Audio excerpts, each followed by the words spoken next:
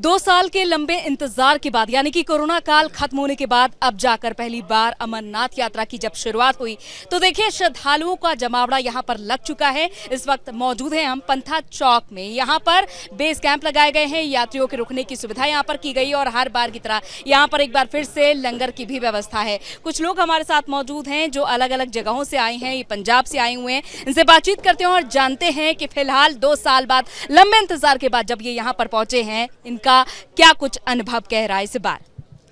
हर हर महादेव, बाबा बर्फानी की जय, बाबा बर्फानी की जय। इस बार सभी शिव भक्तों को बाबा बर्फानी के 3 साल के अंतराल के बाद दर्शन करने का मौका मिला है। ये हमारे लिए बड़े सौभाग्य की बात है कि इस बार बाबा बर्फानी में हम सभी शिव भक्तों पर कृपा की है। इस बार की जो व्यवस्था है प्रशासन की तरफ से पूर्ण सहयोग दिया जा रहा है, यात्रियों को हर संभव सहायता की जा रही है। इससे हमें बड़ी प्रसन्नता हो रही है क्योंकि हमने पिछले सालों में भी यात्रा हुई है, कोई यात्रियों को इतना सहयोग नहीं दिया गया है।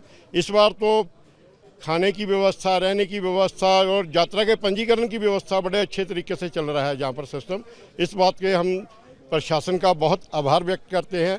बाबा बर्फानी इसी तरह यात्रा चलाते रहे। हर हर महादेव। बिल्कुल। और क्या कोई पंजीकरण में अव्यवस्था आई, इस बार कोई असुविधा हुई पिछले बार के मुकाबले?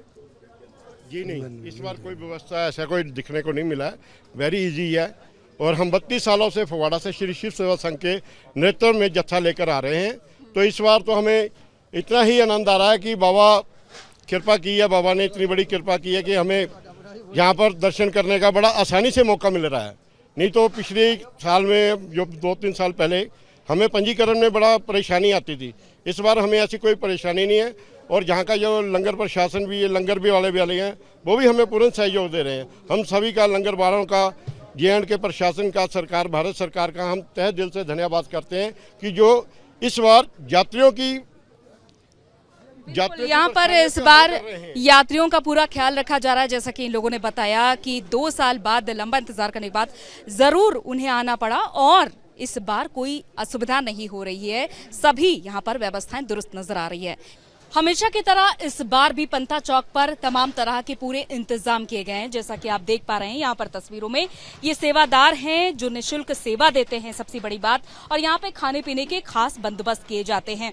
और यहाँ पर रुकने के लिए इस बार अनुमान जो लगाया जा रहा है कि 10,000 श्रद्धालुओं की व्यवस्था की गई है और हर तरह के इंतजाम किए गए हैं। मोबाइल टॉयलेट से लेकर पानी की उचित व्यवस्था हो, बिजली की उचित व्यवस्था हो और कंबल मिले, यात्रियों को पर्याप्त खाने पीने की कोई कमी ना हो, इस तरह के इंतजाम किए गए हैं। और हर बार ये लंगर होता है।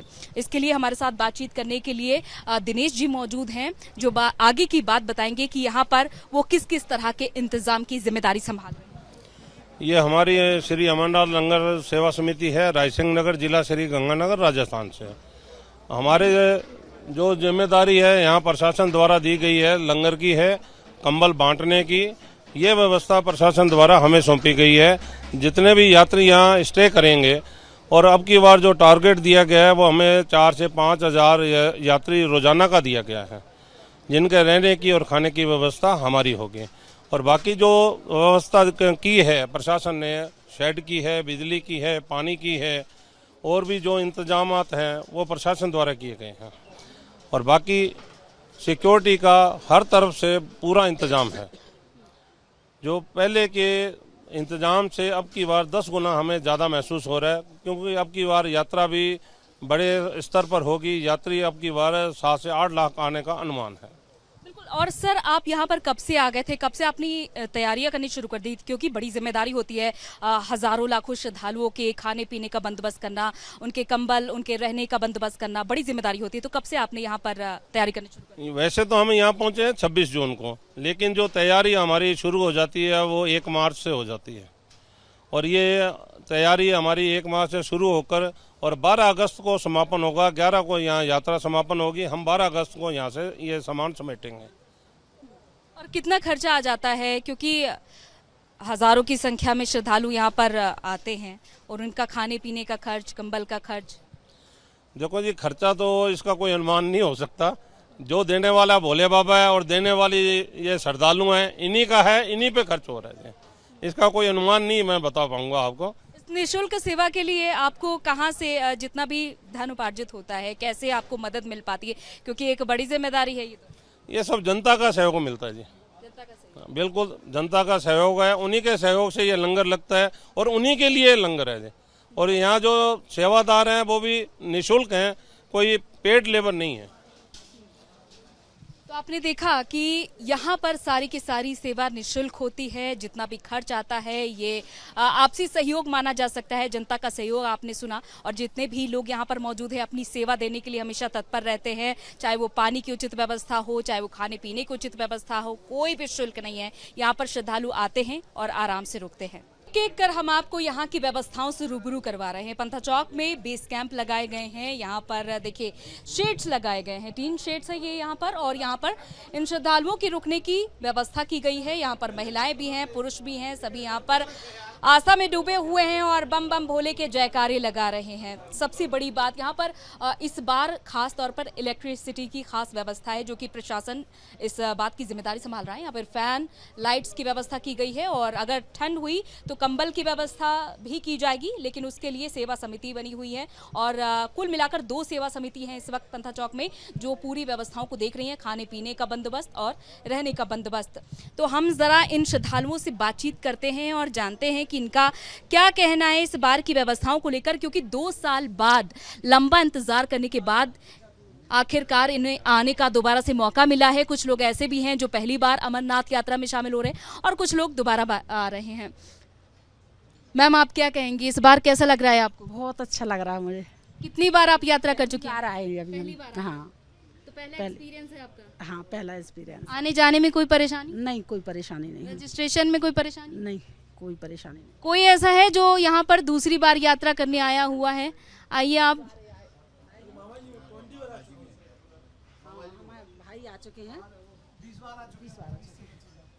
आपको कैसा लग रहा है? कोई अव्यवस्था का सामना तो नहीं करना पड़ रहा है? नहीं, ऐसी कोई बात नहीं, बहुत अच्छी व्यवस्था है। खाना भी बहुत अच्छा टेस्टी खाना है, प्रसाद में सब कुछ बहुत बढ़िया। और यहाँ पर इस बार ये बताया जा रहा है कि टॉयलेट की अच्छी खासी व्यवस्था की गई है, जबकि पहले इतनी खास व्यवस्था नहीं होती थी। हाँ, काफ़ी अच्छी टॉयलेट, वॉशरूम सब बढ़िया क्लीन है। हम लोग अभी होके भी आए हैं। तो आपने सुना लोगों का क्या कहना है कि इस बार किस तरह की व्यवस्थाएं की गई हैं, टॉयलेट से लेकर, रहने से लेकर, सोने से लेकर, खाने पीने से लेकर। और जो लोग पहली बार आ रहे हैं उनका अनुभव भी आपने सुना कि किस तरह का अनुभव रहा है उनका, यानी कि सब कुछ पर्याप्त है यहाँ पर। बस यहाँ पर आस्था के आगे उन्हें इस गर्मी का भी सामना करना पड़े तो उनके लिए कोई बड़ी बात नहीं है। कैमरा पर्सन महेंद्र सिंह परमार के साथ अंजलि राजावत, रिपब्लिक भारत। तो जैसा कि 2 साल के इंतजार के बाद अब सभी आए हैं, पहली बार कुछ यात्री ऐसे हमारे बीच जो आ रहे हैं वो अपना अनुभव साझा करेंगे कि सिक्योरिटी से लेकर यहाँ के रहने से लेकर क्या क्या उन्हें अनुभव हो रहे हैं। आप? मैं इधर पहली बार आई हूँ, मेरी पहली यात्रा है।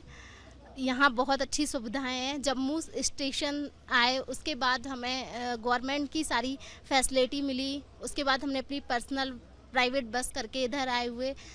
ठीक रास्ते में हमें नेशनल हाईवे पे प्रॉब्लम आया, जहाँ हमें रोका गया है 7 से 8 घंटे। उस समय हमें बहुत तकलीफ़ हुई। उसके बाद हम कश्मीर इधर आए कश्मीर, तो फिर ये लंगर में हमारा रजिस्ट्रेशन, जब से हम इधर आए हैं बहुत अच्छे से खाना पीने का इंतज़ाम है, रहने का और बाकी की सब बहुत अच्छा है। अच्छा, लंगर के लिए आपने अलग से रजिस्ट्रेशन कराया, कैसे कराया था? ये नहीं कराया कोई रजिस्टर, ये तो सब फ्री था। हाँ, इसका कुछ नहीं हुआ। KYC वगैरह जो आपका वेरिफिकेशन होता है उसके लिए कोई असुविधा हुई? कल सुबह मॉर्निंग में होगा KYC।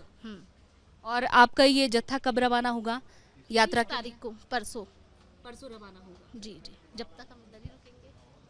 तो आपने देखा कि इस बार काफ़ी ज़्यादा हाई सिक्योरिटी है, पूरा ख्याल रखा जा रहा है कि किसी भी तरीके की कोई घटना ना हो, कोई घुसपैठ ना हो। आपने देखा कि नेशनल हाईवे पर इन यात्रियों को 7 से 8 घंटे रोका गया है, और उसके बाद फिलहाल इन्हें कोई असुविधा ना हो इसका भी पूरा ख्याल रखा जा रहा है।